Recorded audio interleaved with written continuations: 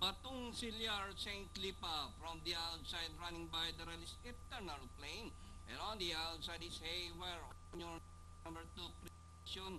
And getting better is running at the tail of the field. Eternal Flame is now the leader. Satters Royal.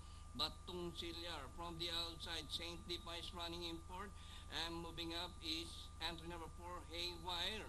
And rounding the far turn, Eternal Flame by 3/4 of a length. And on the outside, Batong Silyar, Satters Royal in the middle, Saint Lipa is running in fourth, Haywire.